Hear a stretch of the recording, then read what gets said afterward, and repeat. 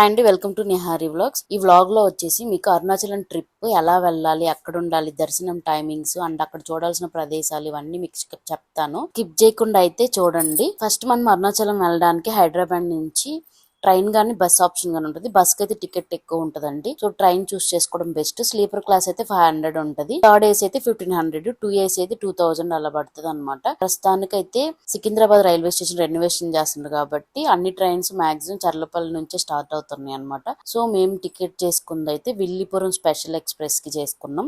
అది థర్స్డే ఉంటది. యాక్చువల్ గా అరుణాచలం కి 3 ట్రైన్స్ ఉంటాయండి.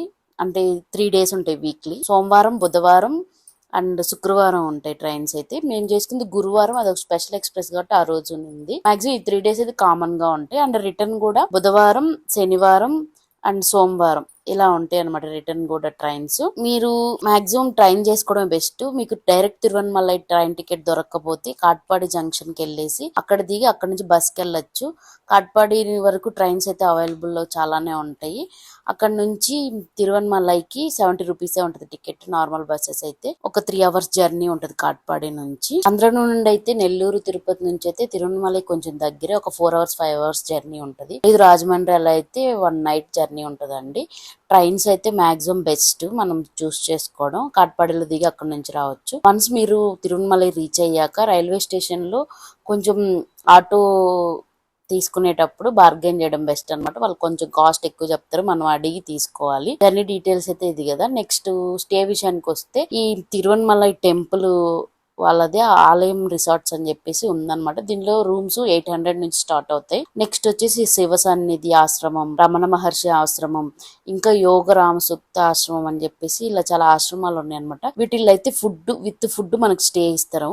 శివసన్నిధి ఆశ్రమంలో పర్ హెడ్ 500 అనమాట. 3 పూట్ల భోజనం పెడతారు. ఏసీ రూమ్స్ అయితే పర్ హెడ్ 600 రూపీస్ తీసుకుంటారు. ఆలయం రిసార్ట్లు అయితే ముందు మీరు ఆన్లైన్ లో బుక్ చేసుకోవచ్చు. వాళ్ళు జస్ట్ బ్రేక్ఫాస్ట్ మాత్రమే ఇస్తారు అనమాట. రమణ మహర్షి ఆశ్రమంలో కూడా ఫుడ్ ఇస్తారు, కానీ రమణ మహర్షి ఆశ్రమంలో మనకు రూమ్స్ అంత ఈజీగా దొరకవు అనమాట. మీరు రీచ్ అయిన వెంటనే గిరి ప్రదక్షిణ స్టార్ట్ చేయకుండా కొంచెం రూమ్ కి వెళ్ళి ఫ్రెష్ అయిన తర్వాత గిరి ప్రదక్షిణ స్టార్ట్ చేయడం బెటర్ అనమాట.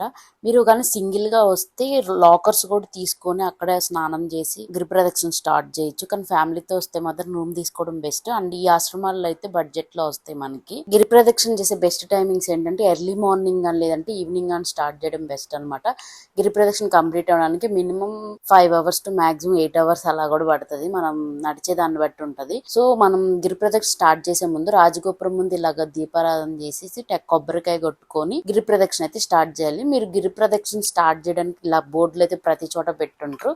రాజగోపురం దగ్గర నుంచి స్టార్ట్ చేసినప్పుడు మనం రైట్ సైడ్ కి వెళ్తే అలా అక్కడ స్టార్టింగ్ అక్కడ పాయింట్ ఉంటుంది అనమాట. అక్కడ నుంచి ఇంద్రలింగం, అగ్నిలింగం, వాయులింగం ఇలాగా అన్ని లింగాలు అయితే మీరు దర్శనం చేసుకోవాలి.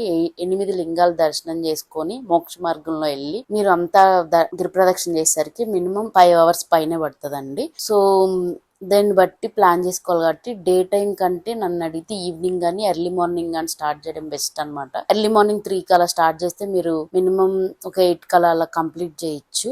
సో ఆ తర్వాత కొంచెం రూమ్ కి వెళ్ళి ఫ్రెష్ అయ్యి దర్శనంకి అయితే వెళ్ళొచ్చు అనమాట. అండ్ టెంపుల్ దర్శనం టైమింగ్స్ వచ్చేసి మార్నింగ్ వచ్చి 6 to ఆఫ్టర్నూన్ 12 వరకు ఉంటది. అండ్ ఈవినింగ్ కూడా 4 నుంచి 8:30 వరకే ఉంటది అనమాట దర్శనం టైమింగ్స్ అయితే. సో దీన్ని బట్టి మీరు ప్లాన్ చేసుకుంటే బెస్ట్. ఒకవేళ మీరు మార్నింగ్ గిరి ప్రదక్షిణ చేస్తే ఈవినింగ్ కి దర్శనానికి వెళ్ళేలాగా ప్రిఫర్ చేసుకోండి. ఇక్కడ ఫ్రీ దర్శనం ఉంటది అండ్ 50 రూపీస్ టోకన్ దర్శనం ఉంటది. ఏదైనా ఫాస్ట్ గానే అయిపోద్ది. ఫ్రీ దర్శనం కొంచెం 1 అవర్ అలా లేట్ అవుతుంది. అండ్ 50 రూపీస్ టోకన్ అయితే మనకి కొంచెం ఒక గడప ముందుగా వెళ్ళి దర్శనం అవుతుంది అనమాట మనకి. అదే ఫ్రీ దర్శనం అయితే ఒక గడప వెనకుంటాము దేవుణ్ణి చూడడానికి, అదే తేడా. అండ్ అభిషేకం అయితే కూడా అభిషేకం వాళ్ళని మాత్రమే పంపిస్తారు. అభిషేకం టికెట్ వచ్చేసి 2500 ఉంటది.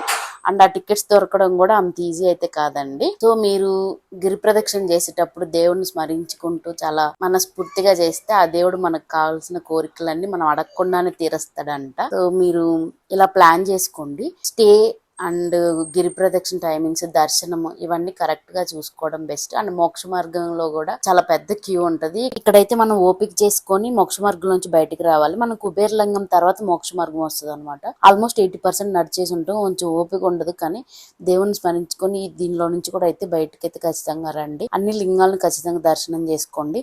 ఇంకొక మెయిన్ పాయింట్ ఏంటంటే మనం వరుణ లింగం తర్వాత రైట్ సైడ్ కి మనం కొంచెం స్ట్రీట్ లోపలికి వెళ్ళామంటే అక్కడ ఆది అన్నమలై టెంపుల్ ఉంటది. ఈ టెంపుల్ ఖచ్చితంగా దర్శించుకోవాలి. ఇది మనం అరుణాచలం టెంపుల్ కంటే ముందు బ్రహ్మదేవుడు ఇక్కడ లింగాన్ని ప్రతిష్ఠించాడు అనేది చెప్తున్నారు ఆ ఊర్లో ఉండేవాళ్ళు. ఫస్ట్ మనం ఆది అన్నమలై టెంపుల్ ని దర్శనం చేసుకున్న తర్వాత ఈ అరుణాచలేశ్వర స్వామిని దర్శనం చేసుకోవాలంట. సో మీరు గిరి ప్రదక్షిణ చేసేటప్పుడే వీలైతే టెంపుల్ ఓపెన్ లో ఉంటే చేసుకోండి. లేదు అంటే ఈవినింగ్ టైం సేమ్ ఈ టెంపుల్ టైమింగ్స్ ఆ టెంపుల్ కూడా 6 to 12, ఈవినింగ్ 4 to 8 అనమాట. సో ఆ టైమింగ్స్ లో ఎప్పుడొకసారి ఆటోలోనో అని అలా అయినా వెళ్ళేసి దర్శనం చేసుకోండి. ఇదైతే వరుణలింగం తర్వాతే ఉంటది. నెక్స్ట్ మీకు దర్శనం అయ్యాక మీరు చూడాల్సిన ప్లేస్ వచ్చేసి రమణ మహర్షి ఆశ్రమం అనమాట. చాలా పీస్ఫుల్ గా ఉంటది. ఆయన సమాధి కూడా అక్కడే ఉంటది. అండ్ రమణ మహర్షి ఆశ్రమంలో నుంచి పైన కొండపైకి దారి ఉంటదండి. ఒక 1.4 kilometers ఉంటది స్కందాశ్రమము.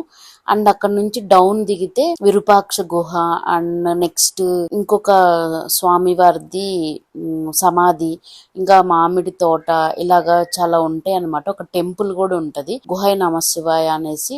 ఆయన సమాధి కూడా అక్కడే ఉంటది అనమాట. సో ఇవన్నీ కూడా మీరు చూడాల్సిన ప్లేసెస్. అది తిరువణమలై వెళ్ళినప్పుడు ఒక 2 days ఉంటే మాత్రం ఇవన్నీ ఖచ్చితంగా మనం కవర్ చేయొచ్చండి. అండ్ ఇవన్నీ చూసాక మీరు రిటర్న్ ప్రయాణం కూడా బస్సు గానీ ట్రైన్ గానీ రావచ్చు. ఏసీకి అయితే ట్రైన్ అయినా బస్ అయినా సేమ్ కాస్ట్ పడుతుంది. స్లీపర్ అయితే మాత్రం మీరు ట్రైన్ కి రావడం బెస్ట్ అనమాట. 500 తో వెళ్తుంది. లేదు దగ్గరుండే వాళ్ళైతే జనరల్ టికెట్ తీసుకొని కూడా వెళ్ళిపోవచ్చు. సో కంప్లీట్ డీటెయిల్స్ అయితే ఇచ్చాను మీకు. స్టే ఎక్కడ ఉండాలి, టైమింగ్స్, అవన్నీ. మీకు ఇంకేమన్నా డౌట్స్ ఉంటే నాకు ఒక కమెంట్ చేయండి. మీకు ఈ శివ సన్నిధి ఆశ్రమంది డీటెయిల్స్ ఇస్తాను. అండ్ అక్కడ మనం బైక్ రెంట్కి కూడా తీసుకోవచ్చు. వాళ్ళ ఫోన్ నెంబర్స్ కూడా నేను డిస్క్రిప్షన్ లో ప్రొవైడ్ చేస్తాను. మీకు ఈ వీడియో ఎలా అనిపించిందో నాకు ఒక కమెంట్ చేయండి. Please subscribe to my channel. Thanks for watching.